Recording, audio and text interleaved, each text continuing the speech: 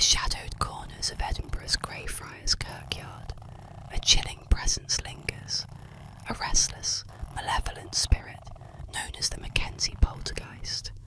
The ghost of Sir George Mackenzie, one of Scotland's most infamous figures, is said to haunt the cemetery, bound to the very site where his victims lie buried. In life, Mackenzie was a brutal enforcer of religious oppression, orchestrating the persecution and deaths of countless Covenanters, Scottish Presbyterians who defied the Crown's mandates. Many of his victims were imprisoned in a section of the graveyard now ominously referred to as the Covenanters' Prison, a cold, desolate corner of the cemetery where unimaginable suffering once occurred. Ironically, Mackenzie's own tomb, a grand, imposing mausoleum, sits near the mass graves of those he tormented. The legend begins with reports of strange occurrences around his mausoleum. Visitors have spoken of sudden, icy chills, the sensation of being watched, and even unexplained bruises and scratches appearing on their skin. Some claim to have seen dark, shadowy figures darting between the gravestones, while others have reported hearing faint whispers carried on the wind, voices of anguish and rage that seem to echo from the past. The poltergeist's rage is said to have been awakened in the late 20th century, when a homeless man sought refuge inside Mackenzie's tomb, desecrating it in his desperation. From that moment, the paranormal activity escalated, and tales of the Mackenzie poltergeist spread like wildfire. To this day, the Kirkyard is considered one of the most haunted places in the world. Those who dare to visit at night are warned to tread carefully, for Mackenzie's vengeful spirit is said to lash out at those who disturb his eternal rest.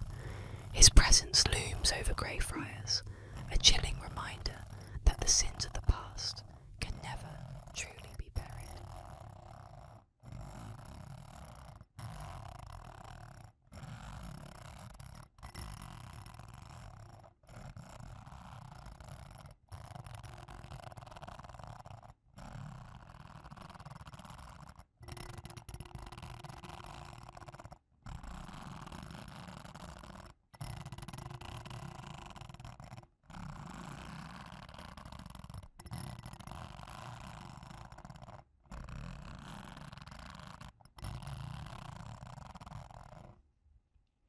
In the dense, whispering woods of Waukesha County, Wisconsin, there is a place shrouded in mystery and fear, a place that some say should never be visited. It is called Haunchville, a village hidden deep within the forest, inhabited by dwarves who are said to guard their secrets with deadly intent. The legend begins with the claim that Haunchville lies somewhere near Mystic Drive in Muskego, a road that winds through the trees, barely more than a forgotten path, often veiled in mist. Locals speak of strange occurrences, unsettling sounds in the night, shadows that move unnaturally, and figures that appear in the woods when no one is around. But the most chilling story of all is that of the village itself, where the dwarves are said to live, their tiny homes nestled in the dark corners of the forest, invisible to most who pass by. It is said that these dwarves are not the innocent, whimsical creatures from fairy tales. They are ferocious and territorial, and they do not take kindly to trespassers. Those who have ventured too close to Haunchville have never returned, or at least not without disturbing tales. Some say the dwarves are protectors of the forest, guarding it against outsiders who threaten their hidden world. Others whisper that they are the vengeful spirits of a forgotten people, cursed to remain small and twisted, forever bound to the dark forest. What is truly terrifying, however, is the idea that the villagers of Haunchville are not just reclusive, but possess an eerie power. If you wander too close to their village, they say, You may never escape. The dwarves are said to trap anyone who gets too near, keeping them in the woods as their own, never to see the light of day again. Some even believe that the dwarves have the ability to alter your size, shrinking you to become one of them, forever part of their hidden world. Haunchyville remains a place of fear and fascination. Few dare to seek it out, and even fewer return to tell the tale. If you ever find yourself driving down Mystic Drive, take heed. Some legends are best left undisturbed.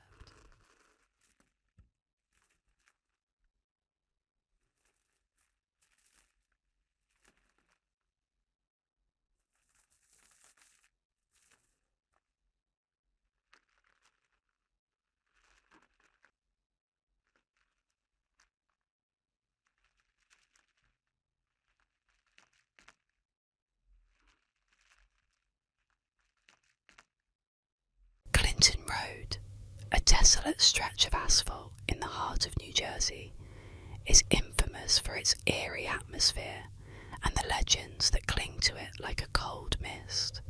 One of the most chilling of these stories is the tale of the ghost boy who haunts the old bridge along the road, forever waiting in the dark for those brave or foolish enough to seek him out. The legend begins with a tragic tale of a young boy who died under mysterious circumstances many years ago. Some say he drowned in the murky waters beneath the bridge. Others whisper that he was a victim of an accident, but no one truly knows. What is certain, however, is that his spirit never left the bridge. Instead it lingered, bound to the spot by the horrors of his untimely death, waiting for those who might encounter him in the dead of night. The story goes that if you visit the bridge on a quiet, moonless night and throw a coin into the dark waters below, something strange will happen. At first, it might seem like nothing more than a silly superstition, but as the night stretches on, the air will begin to feel heavy, thick with an unnatural silence. The shadows around the bridge will grow deeper, and you may feel an unsettling chill on the back of your neck, as if you're being watched. Then, if you return to the spot after a time, you may find the coin you tossed into the water resting at your feet, returned to you as though by some unseen hand. At first, it's easy to dismiss this as coincidence. Perhaps the current brought it back, or it was there all along. But those who have returned again and again tell a different tale.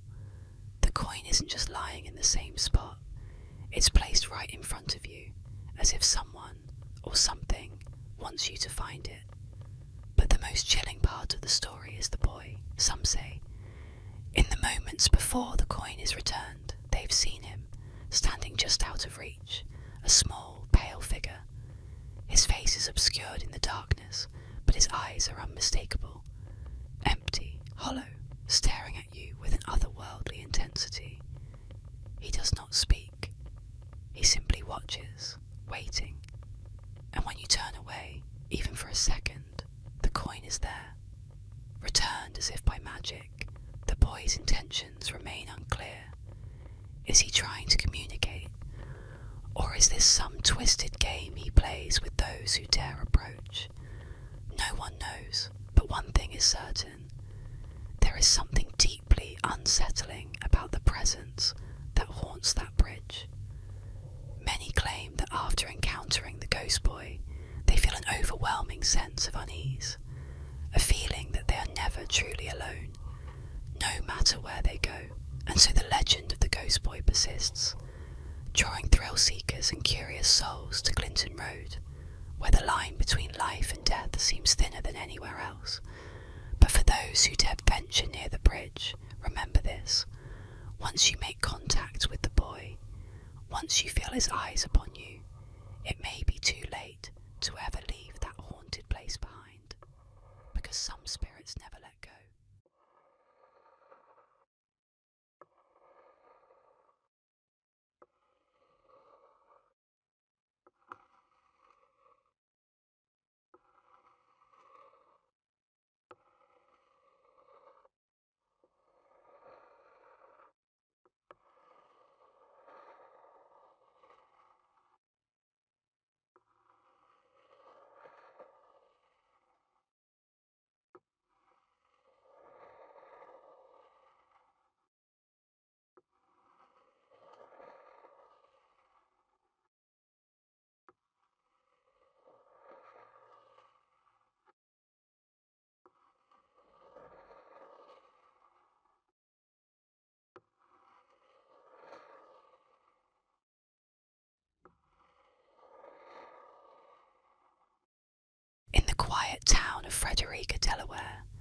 There's a chilling legend that haunts the streets every Halloween night.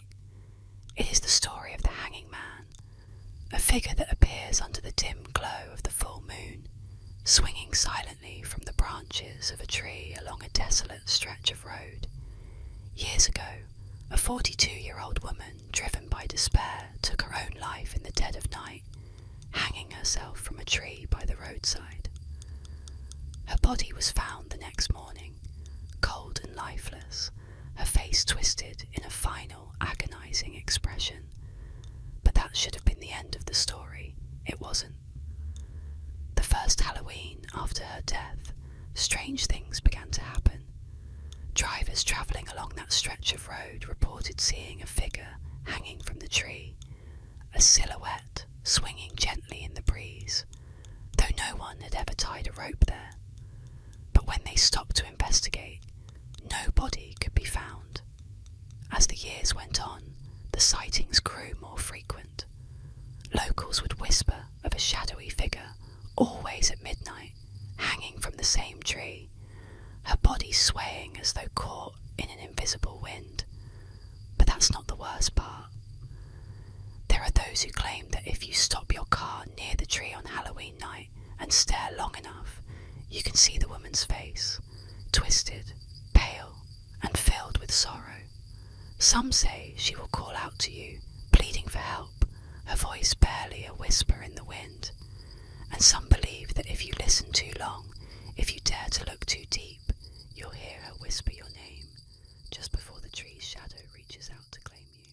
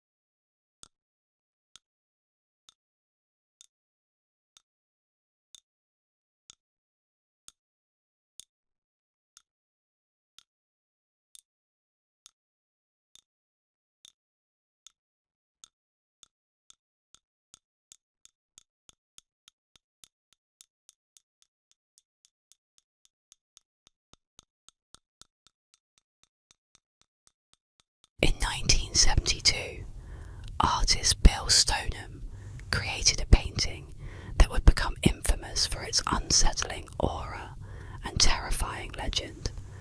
The Hands Resist Him depicts a young boy and a doll standing in front of a glass-panelled door, behind which dozens of disembodied hands are pressed against the glass, reaching, clawing, trying to break through.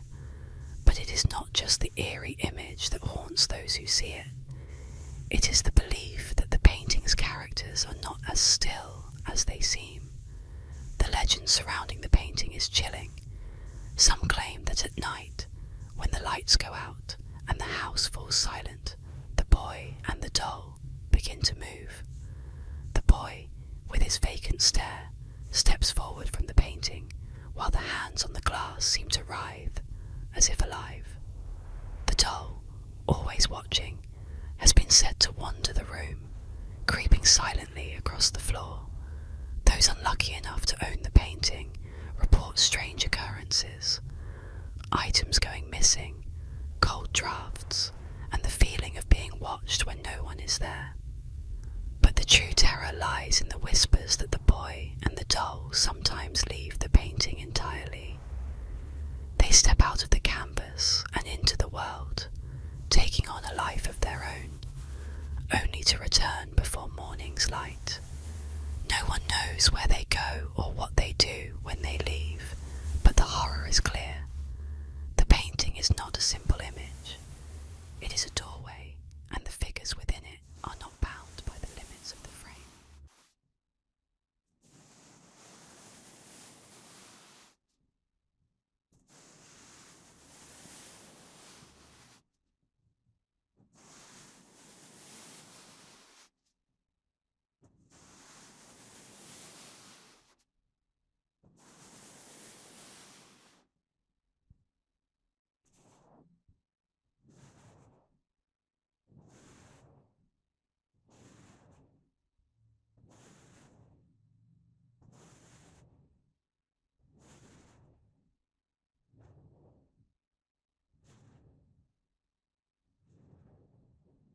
On the crisp, dark evening of September 12th, 1952, the quiet town of Flatwoods in Braxton County, West Virginia, became the stage for one of the most terrifying encounters ever reported. The Flatwoods Monster. What began as a streak of light cutting across the sky quickly turned into a nightmare, etched into the memories of those who dared to investigate. It started innocently enough. A group of young boys playing outside saw a blazing object streak through the sky before crashing into the wooded hills nearby. Intrigued and full of curiosity, they gathered a few adults and ventured into the dark woods to locate the mysterious object. Armed with flashlights, they climbed the rugged terrain, their breath visible in the crisp night air as an unsettling stillness began to surround them. As they approached the crash site, the air grew thick with a foul, metallic stench that stung their noses and throats. The trees seemed unnaturally quiet, as if the forest itself was holding its breath. Then, in the pale beam of their flashlights, they saw it. A figure that would haunt their dreams for years to come. Standing nearly 10 feet tall, it was a towering, grotesque entity that defied explanation. Its face glowed with a sickly red light, framed by what appeared to be a hood or helmet shaped like an inverted spade. Its eyes, cold, piercing, and unblinking, stared down at them, radiating an otherworldly menace. The creature's body, if it could even be called that, was encased in metallic armor-like plating, tapering into claw-like appendages that seemed ready to strike. It emitted a low, mechanical hiss, a sound that made their skin crawl. The group stood frozen in terror, unable to move as the being hovered eerily above the ground, exuding an aura of dread that seemed to grip their very souls. Suddenly, the creature began to move, gliding toward them with an unnatural, almost mechanical precision. Panic took over, and the group fled, stumbling and screaming as they tore through the woods, desperate to escape the nightmare. When they finally burst into the safety of their homes, their faces were pale, their voices trembling as they recounted what they had seen. Word of the encounter spread quickly, and soon the Flatwoods Monster became a sensation, drawing investigators, reporters, and skeptics from across the country. Some speculated it was an alien being, perhaps the occupant of the crashed object they'd seen in the sky. Others believed it was a phantom, an omen of something dark and malevolent. Regardless of the theories, one thing was certain: those who saw it were forever changed. In the days that followed, residents reported strange phenomena: unexplained lights flickering in the night sky, animals behaving erratically, and an unshakable feeling of being watched. The foul odour lingered in the woods for weeks, as if the creature had left a piece of itself behind. Despite exhaustive searches, no trace of the monster or the supposed crash site was ever found, leaving the incident shrouded in mystery. Even now, decades later, the legend of the Flatwoods Monster endures. Locals speak of it in hushed tones, warning visitors not to venture into the woods alone. They say that on certain nights, when the sky is clear and the stars burn bright, you can still feel its presence, watching, waiting, hidden among the trees. Whether it was an alien, a spectre, or something far darker, the Flatwoods Monster remains one of the most chilling and unexplained encounters in American history. A reminder that some things lurking in the dark are beyond human comprehension. The Ohio River, winding its way through the city of Evansville, Indiana, has long been a place of mystery, a dark, undisturbed stretch of water where shadows move beneath the surface and secrets linger in its depths. But none of the stories are as chilling as the tale of the green-clawed beast, a horrifying creature that has stalked the riverbank attacks since August 14th, 1955. It was on that summer night that the first terrifying encounter occurred. A young woman, swimming in the warm, murky waters of the Ohio River, was caught off guard by something she could not explain. As she paddled through the water, she felt a sudden, sharp pain, something gripping her leg, pulling her down into the dark depths. Panic surged through her chest as she struggled to break free, only to be dragged further under. Desperate, she reached down, only to feel the cold, rough texture of claws, green, like algae-coated talons, digging into her flesh. With one final, frantic pull, she wrenched herself free and surfaced, gasping for air, but the creature did not follow. Terrified, she fled to the shore, her leg marred by deep gashes that seemed to burn with an unnatural heat. She told her story to anyone who would listen, but no one believed her. At least not at first. It was only after other women began to report similar attacks that the legend of the green-clawed beast began to take shape. Women swimming in the Ohio River, or even simply wading in the shallows, were pulled under by invisible hands, their bodies scratched and bruised by the monster's powerful claws. The creature seemed to appear from nowhere, dragging its victims into the depths before retreating back to the darkness of the river. The green-clawed beast is said to be humanoid in shape, with long, sinewy arms and terrifyingly sharp green claws that glow faintly in the dim light of the river. Its skin is said to be slick and scaly, like that of some ancient amphibian, its eyes glowing with an unnatural hunger. Some say it is a creature of the river, born from the depths of the earth, awakened by the pollution and decay of the water. Others whisper that it is something far older, an ancient terror, long forgotten but never truly gone, that has always lurked beneath the surface, waiting for the right moment to strike. The attacks continue to haunt the town to this day, with local legends speaking of the creature's periodic return, drawn by the scent of fresh blood or the call of an unsuspecting swimmer. Though the authorities have always dismissed the stories as nothing more than urban legends, the scars on the victims' legs and the eerie tales from those who survived tell a far darker story.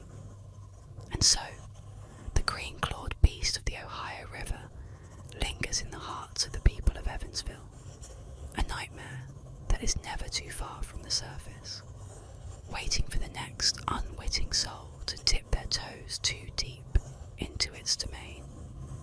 If you ever find yourself on the riverbanks after dark, remember this.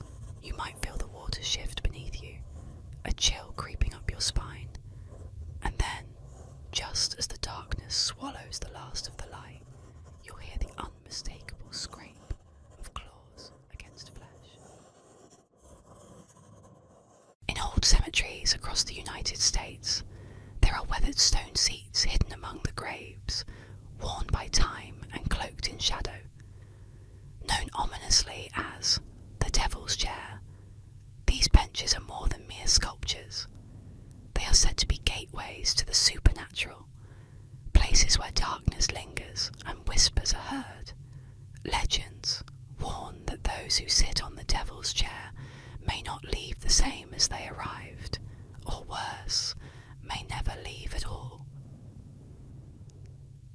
One of the most infamous Devil's Chairs is found in a forgotten corner of a small cemetery in Kansas. It's a simple stone seat, cracked and faded, seemingly innocent, yet emanating a disturbing energy. Locals warn against sitting there, especially at night.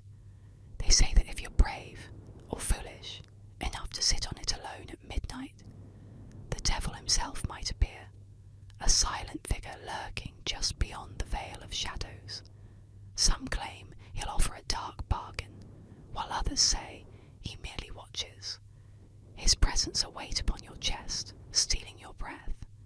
People who've dared to sit on the chair often report eerie phenomena. Some hear whispers, faint and mocking, as if unseen figures surround them. Others describe an overwhelming cold, a chill that seeps into their bones, or a sudden, paralysing feeling of dread. And the most disturbing accounts come from those who sit alone, feeling an invisible presence pressed down upon them, as if something is slowly wrapping its grip around their shoulders, squeezing them into the stone.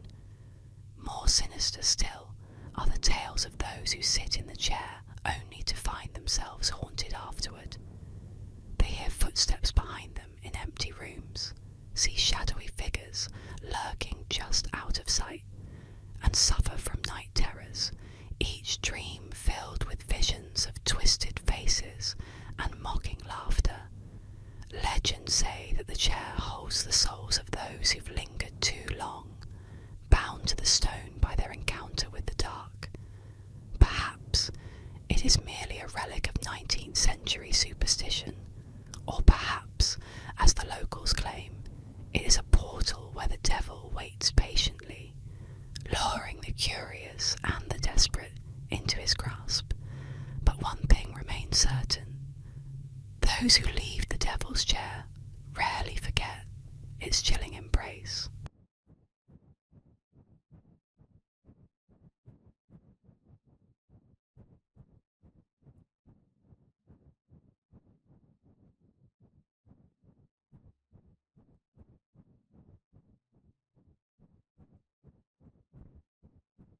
In the shadowed halls of Japan's schools, a chilling legend whispers through the corridors, one that students speak of in hushed tones and avoid at all costs.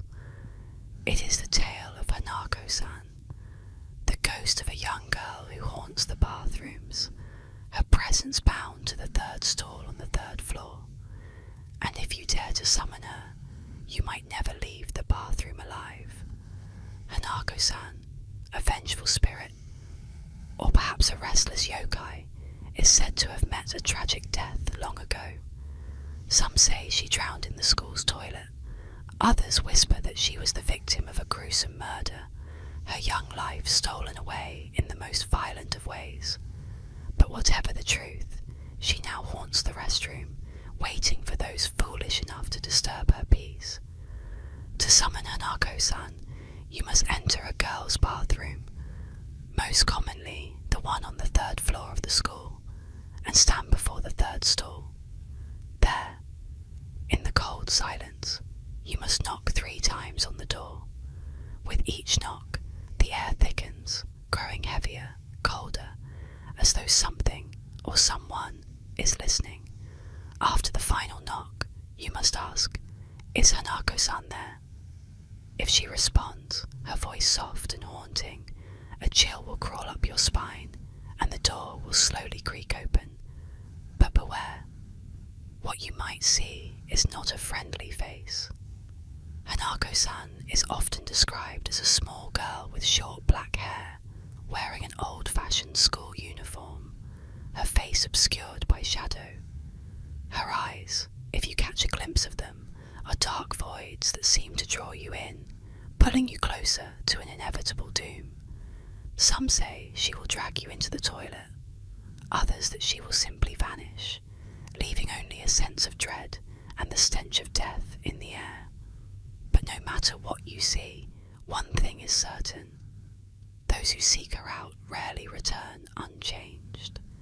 They are marked by an unsettling presence, a shadow that follows them, and a fear of bathrooms that never truly fades. So, remember this: if you ever hear a knock from the third stall, or feel a cold hand on your shoulder when you least expect it, you'll know Hanako-san is there, waiting, watching, always watching.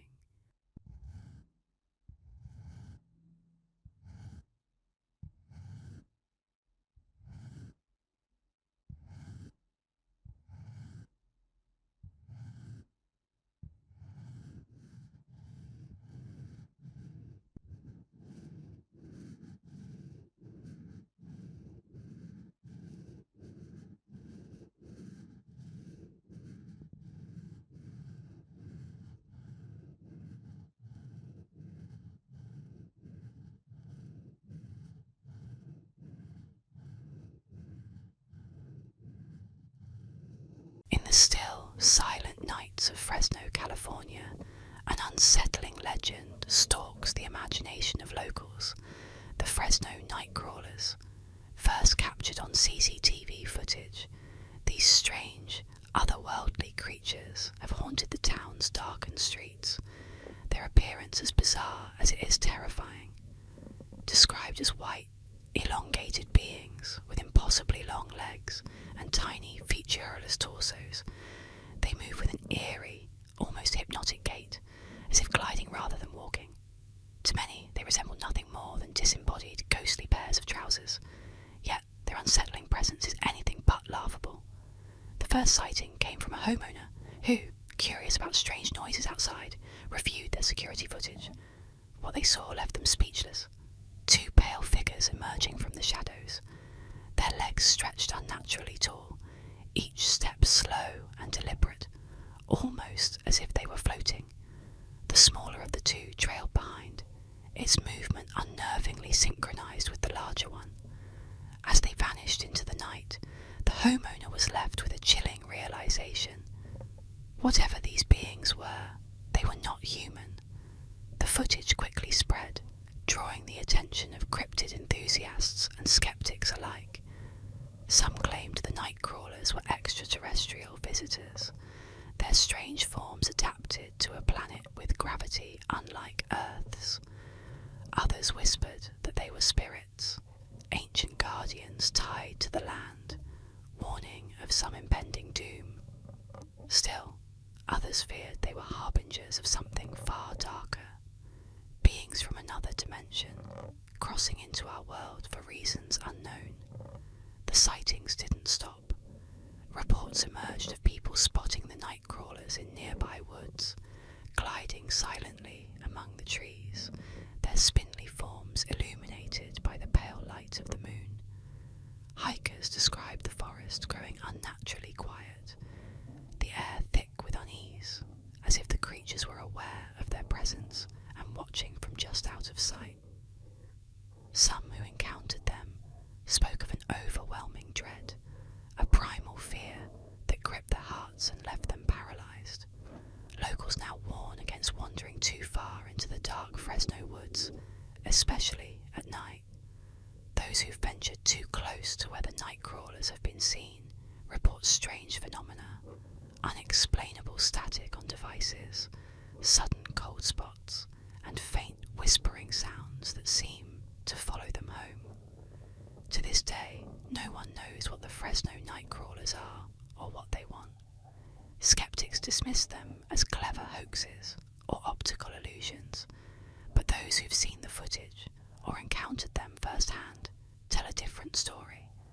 They believe the night crawlers are watching, observing humanity with motives shrouded in mystery. Their slow, silent steps are warning to stay away. The Fresno night crawlers remain one of the most bizarre and chilling cryptid tales in modern folklore, a reminder that some things move through the shadows of our world, unnoticed until they choose to reveal themselves, leaving nothing but fear in their wake. Deep in the shadowy swamps of Fuke, Arkansas, a creature is said to roam, a nightmarish figure known as the Fuke Monster, also called the Boggy Creek Monster or Swamp Stalker. This beast has haunted the imagination of locals for decades, a being cloaked in mystery, terror, and shadow. The first chilling sightings began in the early 1970s. Witnesses described a hulking, ape-like creature standing over 7 feet tall, its body covered in dark matted hair. Its eyes glowed with an unholy red light, piercing through the dense fog that clings to the swamps. The creature was said to emit a low, guttural growl that sent shivers down the spine, a sound that seemed to echo deep into the forest, warning all who dared approach. The Fuke Monster didn't just lurk in the shadows. It was rumoured to stalk homes and farms on the edges of the swamp. In one particularly terrifying account, a family claimed the beast attacked their rural home, smashing through windows and clawing at doors in a frenzy. When they fired shots at it, the creature let out a blood-curdling scream and disappeared into the woods, leaving behind massive 3-toed footprints and a lingering sense of dread. Locals began to avoid the swamp at night, whispering that the creature was not merely an animal, but something darker, perhaps a spirit of the land, an ancient guardian awakened by trespassers. The area became steeped in fear, and many who ventured too close reported strange sounds, eerie movements in the underbrush, and an overwhelming sense of being watched. Even today, the legend of the Fook monster persists. Some say it still stalks the Boggy Creek area, its red eyes glowing in the dark, waiting for the unwary to stumble into its domain. Others claim to have heard its haunting growl in the dead of night, a reminder that some creatures are meant to remain unseen, lurking in the shadows of the swamp, forever untamed.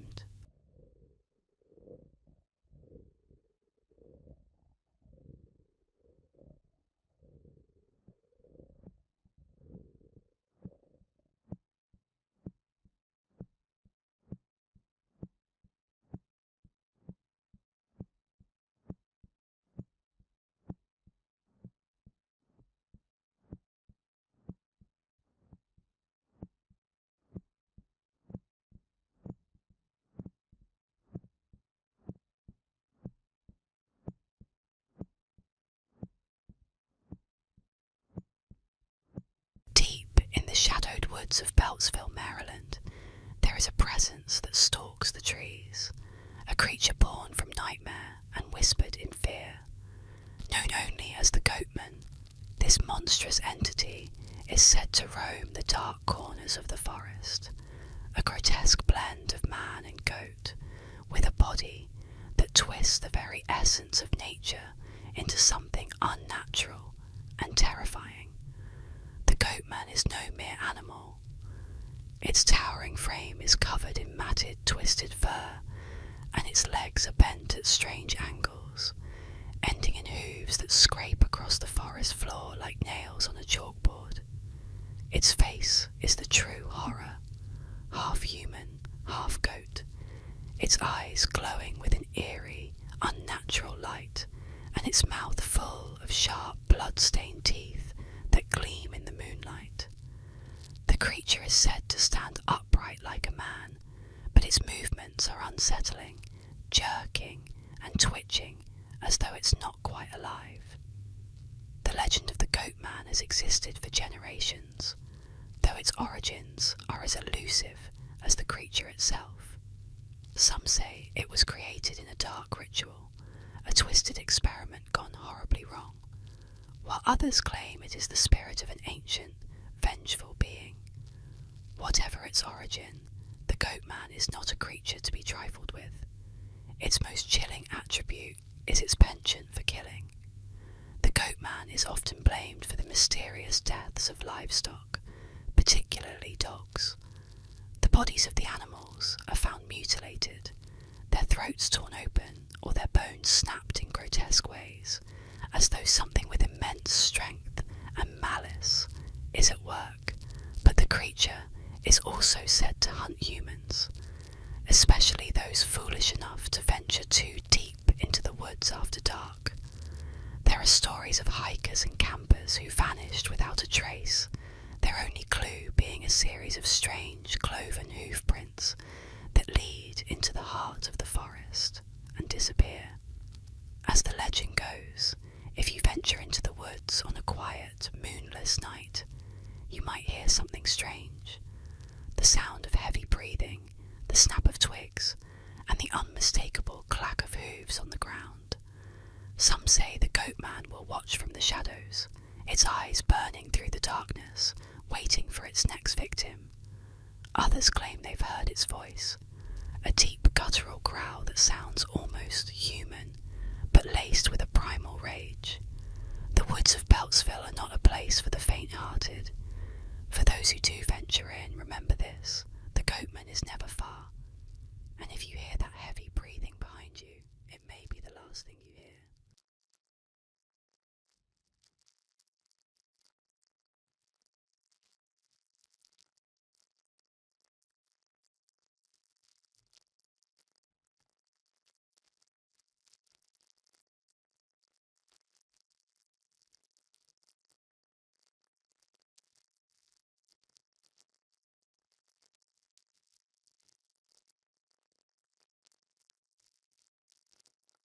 In South Korea, a strange and unsettling legend has persisted for nearly a century, a chilling warning whispered among families on hot summer nights. Beware of sleeping with a fan running in a closed room, or it may claim your life. Known as fan death, this belief insists that an electric fan left on overnight in a windowless room holds the power to kill, suffocating the sleeper in their bed. The origins of fan death stretch back to the 1920s and 1930s, an era of modernisation and new technology when the electric fan first arrived in Korea.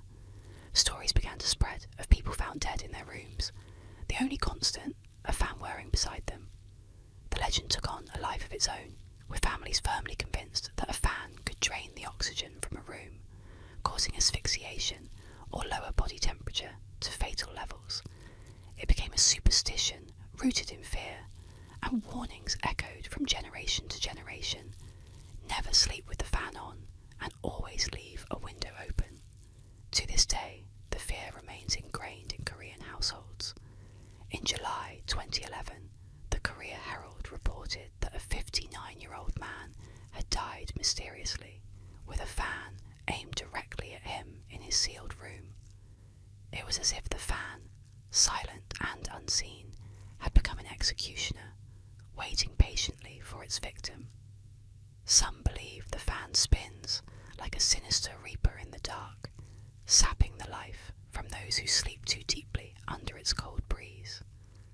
Many scientists have dismissed the legend, but the fear lingers, and tales continue to circulate of those who ignore the warning, only to fall victim to the fan's deadly hum.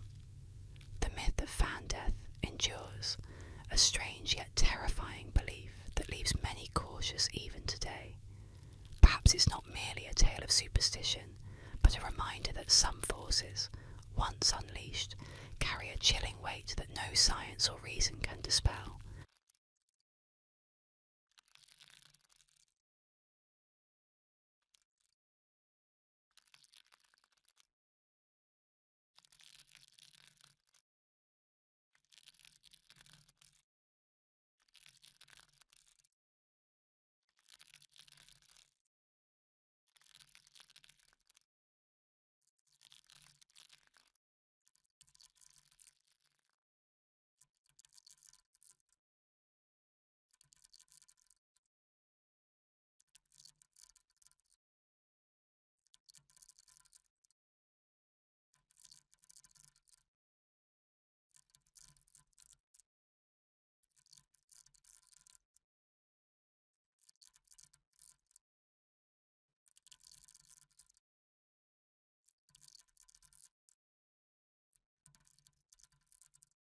In the quiet, mist-covered village of Woolpit, Suffolk, there is a tale so strange, so unsettling, that it has echoed through the centuries, whispered in hushed tones by those who dare remember.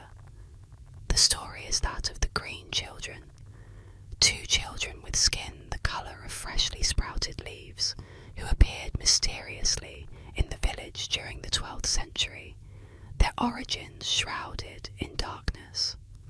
The legend begins one fateful day when the villagers discovered 2 children, brother and sister, standing near one of the village's wolf pits, a deep, dark hole from which the village took its name. The children were unlike any the villagers had seen before.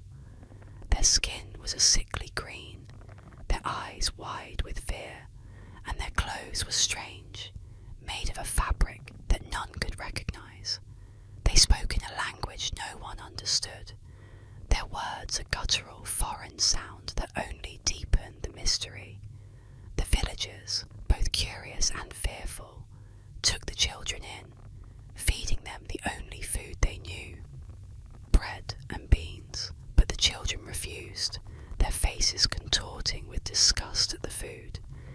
It was only when the villagers offered them raw beans that the children ate, their hunger insatiable.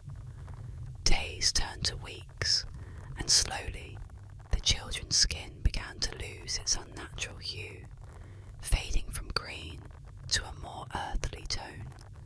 But the strange, surrounding them never faded.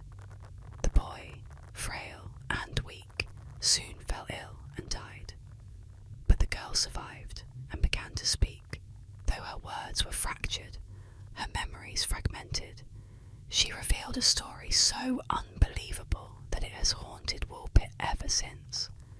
The children, she said, came from a place called St. Martin's Land, a realm that existed beyond the earthly world, a land where everything was green and the sun never shone. She spoke of strange beings who lived there, beings that looked like people but were not quite human. She told of a world where the sky was always twilight, and where she and her brother had wandered before they mysteriously found themselves in the pit. No one knows for certain what happened to the green children. The girl, now assimilated into the village, grew up and eventually married, but the strange origin of the children was never fully explained. Some say they came from a parallel dimension, while others whisper of an underground kingdom, or perhaps they were lost souls, cast adrift from some other, darker world. To this day, the tale of the green children of Woolpit lingers like a shadow over the village. The villagers of Woolpit still speak in hushed tones of the strange visitors, of the green-skinned children who arrived one day, never to reveal the truth of where they came from, and perhaps, more chillingly, where they went. James Dean's untimely death in 1955 left an eerie shadow over Hollywood, a legacy of rebellion and tragedy. But it was not just his passing that stirred the imaginations of millions. It was the dark legend surrounding his beloved Porsche 550 Spider, ominously nicknamed Little Bastard. The car, the very machine in which Dean met his end on a lonely California highway, would go on to become infamous in its own right, woven into a web of curses, accidents, and unexplained events that would haunt anyone who dared come near it. Dean, known for his fascination with speed, had poured his passion into the sleek silver Porsche, a car that felt like an extension of his own persona. Dangerous, alluring, and defiant. Friends warned him about the car, claiming it gave off a sinister aura, but Dean shrugged off their concerns. Some even said they'd had visions of his death behind his wheel. Yet, on September 30th, 1955, as Dean raced down Route 466, Little Bastard met its fate, colliding with another vehicle in a brutal accident that killed him instantly. But while Dean's life ended that day, the story of Little Bastard had only just begun. The wreckage of the car was carted off, twisted and mangled, a ghostly reminder of the tragedy. Yet, for some, the remnants held a dark allure. People began to scavenge parts from the Porsche, hoping to claim a piece of history. But they would soon realise that they had taken more than just a piece of metal. They had inherited a curse. The parts from Dean's Little Bastard seemed to carry with them a thirst for destruction, a dark legacy that brought disaster upon any who dared touch it. The first victim was a mechanic who purchased the car's engine and installed it into his own race car. During his first race with the engine, he lost control, careening off the track and meeting his death in a fiery crash. Another racer, who had taken the transmission from Dean's Porsche, suffered a near-identical fate, his vehicle flipping violently on a seemingly safe track. Both men perished, their deaths eerily mirroring Dean's own tragic end, as if the spirit of Little Bastard demanded more lives. Other parts of the car met equally chilling fates. 2 tyres taken from the Porsche blew out simultaneously, causing the driver's car to swerve off the road and overturn, leaving him gravely injured. Those who witnessed the crash claimed that the tyres had seemed perfectly fine beforehand, sabotaged by an unseen force. Another story tells of a physician who purchased the Porsche's blood-stained seats, hoping to restore them, only to find his home inexplicably caught in a blaze soon after, destroying not only the seats, but his life's belongings. The fire's cause was never determined. The twisted remains of Little Bastard were eventually purchased by car customizer George Barris, who intended to display it as a cautionary symbol. But even as a lifeless display, the Porsche continued its path of destruction. In one instance, it fell off its display stand and crushed a nearby bystander's legs. Another time, it slipped loose from its moorings while being transported and killed a truck driver in a horrific accident. It was as if the car itself resented being confined, lashing out at anyone who dared contain it. The final mystery came in 1960, when Little Bastard was in transit to a museum exhibit. Somewhere along the journey, the cursed wreck simply vanished. No one could account for its disappearance, and to this day, Little Bastard remains lost, its twisted metal and dark history dissolved into thin air. Rumours abound, with some believing the car escaped to fulfill its unholy mission, others saying it was buried to rid the world of its curse, and a few even speculating that it reappears now and then, hidden in a collector's vault, waiting to be unleashed once more. The tale of Little Bastard endures, an urban legend of fear and fascination. For those who hear it, there's an uneasy question. Could a machine be haunted, possessed by the spirit of its past? In the shadowy winters of New England, the tale of fair Charlotte is whispered among families, a haunting reminder of vanity and foolish pride. On a bone-chilling New Year's Eve, Charlotte, a young girl renowned for her beauty, was preparing to attend a grand winter ball. She chose a dress of delicate silk, the latest fashion, a gown that shimmered in the candlelight and caught every admiring eye. Her mother urged her to wrap up in thick furs to ward off the bitter cold, but Charlotte refused, scoffing at the idea of covering her beautiful dress with heavy, unsightly coats. As the sleigh arrived to carry her to the ball, the air was sharp and biting, the night blanketed in snow and silence. Her friends, bundled in layers, shivered as they watched her climb into the sleigh, her bare shoulders exposed to the icy wind. As the sleigh bells jingled and they set off into the darkness, the snow began to fall heavily, swirling in the air like ghostly fingers. The ride was long, and the cold crept in like a silent predator. Charlotte, proud and unyielding, ignored the numbness spreading through her limbs, her mind fixed only on her image as she arrived at the ball. Her friends tried to coax her into covering herself with a spare coat, but she laughed them off, her words carried away by the howling wind. "I want them to see me just as I am," she had said, her eyes gleaming with pride. By the time they arrived at the ball, the laughter had ceased, and Charlotte was silent, her head tilted to one side, her face frozen in an eerie, unchanging expression. Her friends shook her, called her name, but Charlotte did not respond. Her skin was cold, her lips blue. She had frozen to death on the journey, her beauty preserved in a ghostly, terrible stillness. News of Charlotte's fate spread quickly, and her story became a cautionary tale across New England.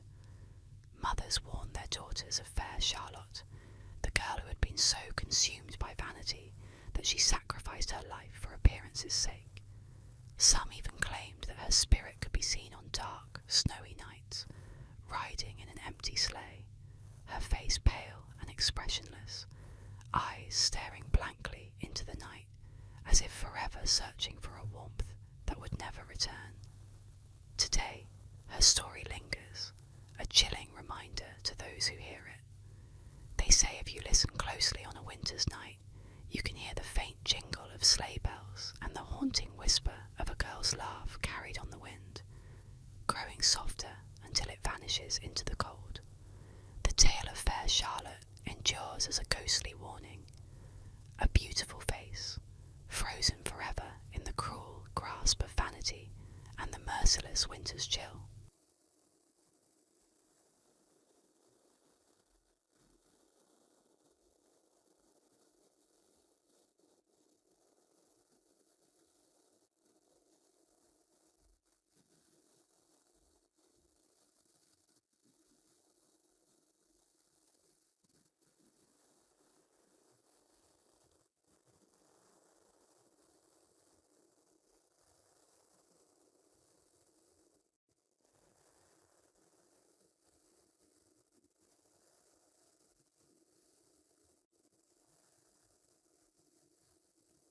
In the dead of night, there's a number whispered among those brave, or foolish, enough to try.